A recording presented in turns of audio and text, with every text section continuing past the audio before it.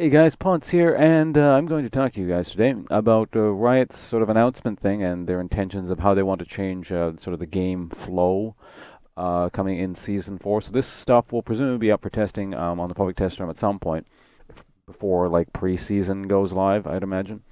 So I just want to reiterate that, like on all my other videos, none of this stuff is actually currently live for testing. This is just sort of theoretical. They want to test this stuff at some point, and this is the direction they want to go in with Season 4. And also, if you want the actual base post without without it being filtered through me, that'll be available in the description. There'll be a link.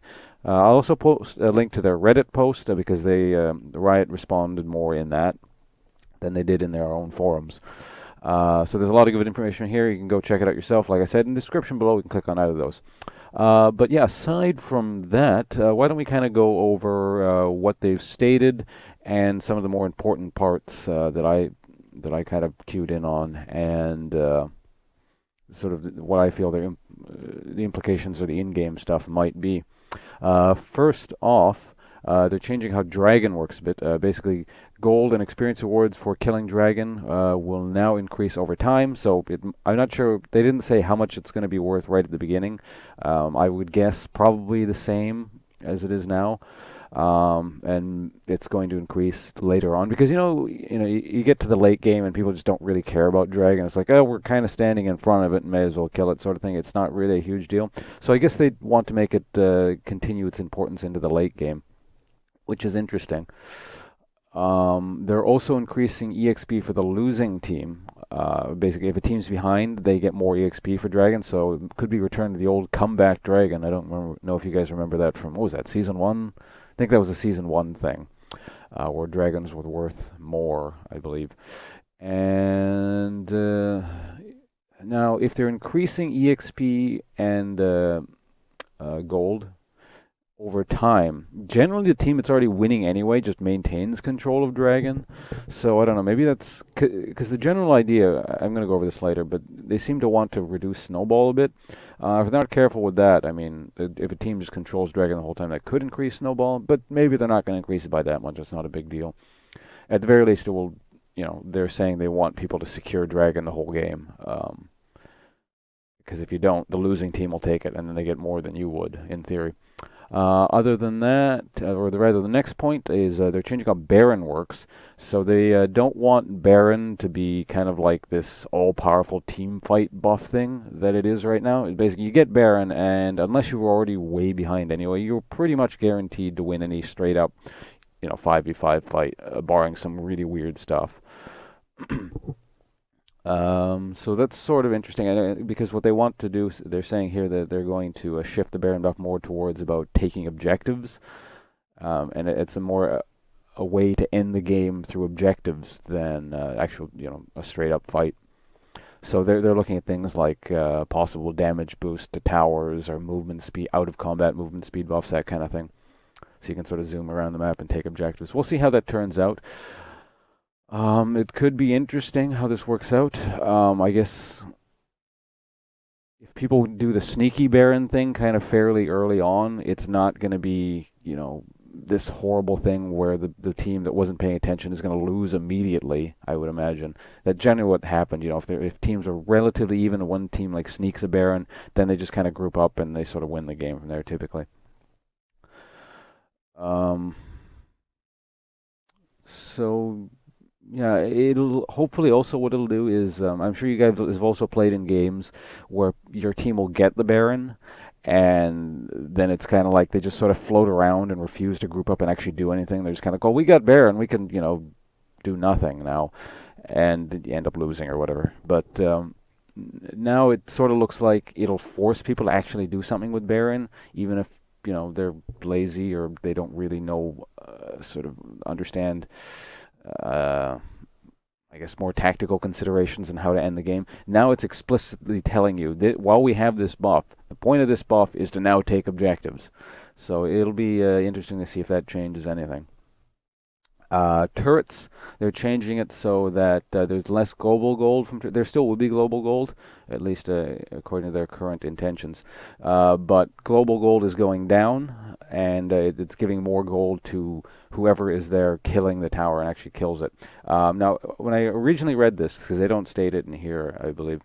Uh, who gets the gold and how it works. So I was wondering, is this going to be a last hit thing? Like you have to last hit the tower? Because that's going to suck and be annoying. I don't want to have to pay attention to that. Um, would there be issues of, giving the tower to the AD carry specifically, stuff like that? How it works is actually, I read in the Reddit thread, there was a Riot post saying that it kind of functions like an assist. So within, let's say, about 30 seconds or so, if you've actually damaged that tower, then you get the bonus goal, and it's split amongst however many people do it. So if you're all grouped up for the tower, it's split and do damage to it. It's still going to be split up amongst all you guys standing there.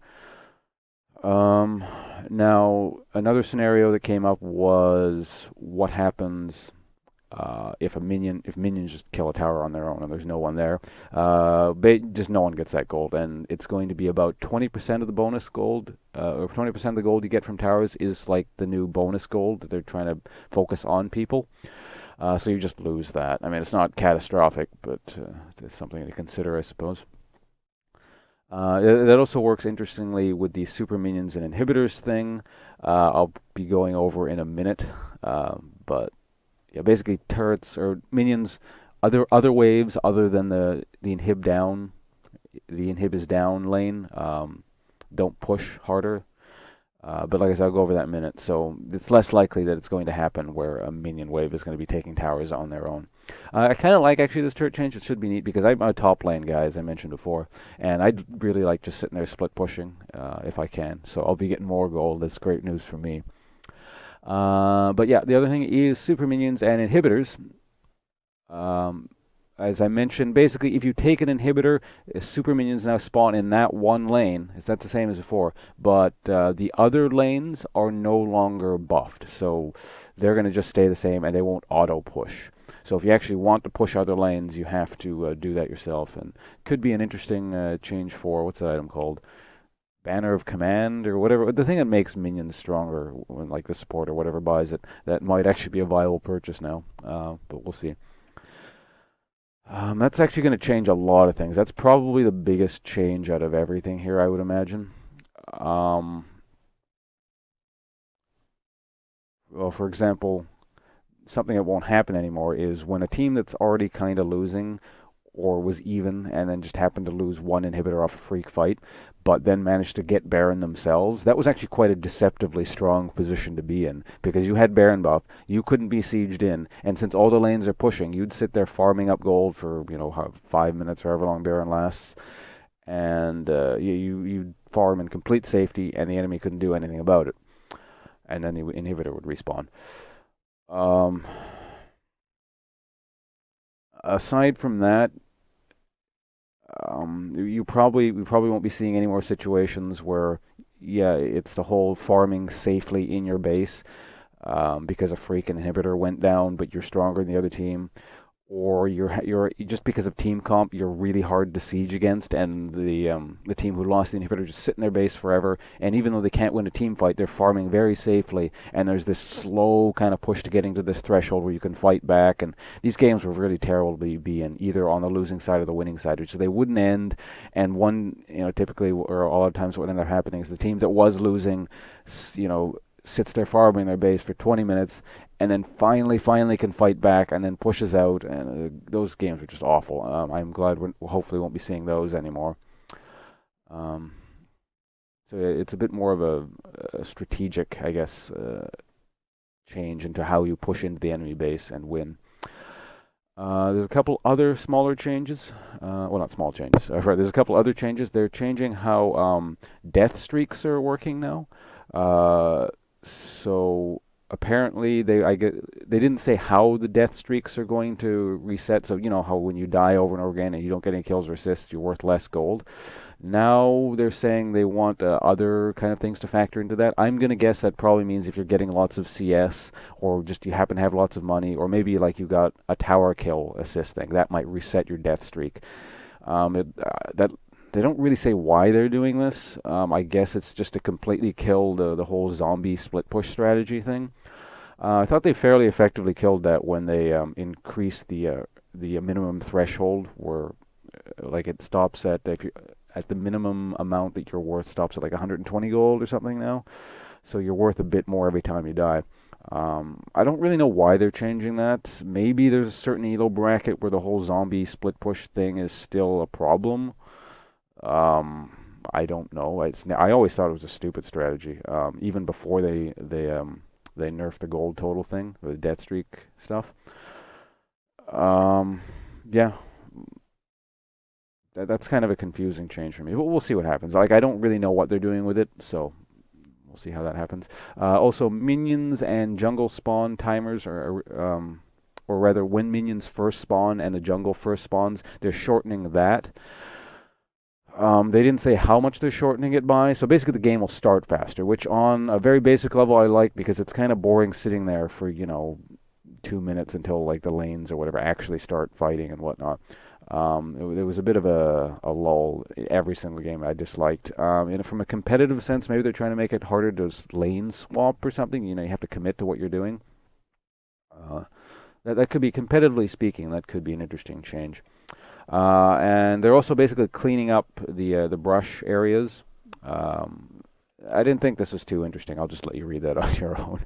But it's basically they're making it so that a single ward will be able to cover vision for oddly shaped brush, like the C and L shaped things, and they don't want sort of teams very easily controlling brush right in the middle of a fight and screwing everything up.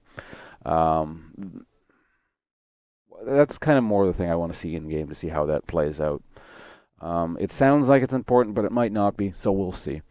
It definitely will be important in very specific scenarios, I'm sure. How much on overall, every game kind of thing you'll be seeing, I don't know how much you'll be noticing the impact of that.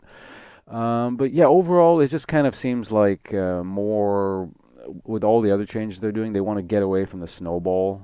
Games just sort of snowballing very easily, which is great. I don't like how it works right now at all, especially from a competitive angle, like watching competitive League of Legends. I mentioned this before, but it is so predictable. I mean, I still like watching the really good competitive teams, but I can't recall the last time I was wrong about my pick after the first 10 minutes. Like I just know who's going to win if you sort of understand how the game works and go on the assumption that professional teams. Well, it depends on the professional team, but for example, like a top tier Korean team, they just don't screw up if the game is going in a very specific way. So it's like it's watching a team score. I'm going to try a basketball analogy, and I'm going to be wrong because I don't watch basketball at all. But it's like they get a substantial lead, and then suddenly they go into what's it called, like the full court press or something. Basically, it's the super defensive way of playing. Or that might have been something from 10 years ago. I don't know. Didn't they change the rules? This is why I shouldn't have done a basketball analogy. But it's basically like, a team gets ahead, and they just play a very specific way, and it was terrible to watch, in my opinion. So yeah, hopefully that really changes things on a competitive level. But I'd like to see how this all pans out in the in season 4, pre-season 4. I'm really excited to test this stuff, and I'll get that for you guys up, video stuff up for you guys whenever that's available. Hope you found at least somewhat informative, and I'll see you guys around. Goodbye.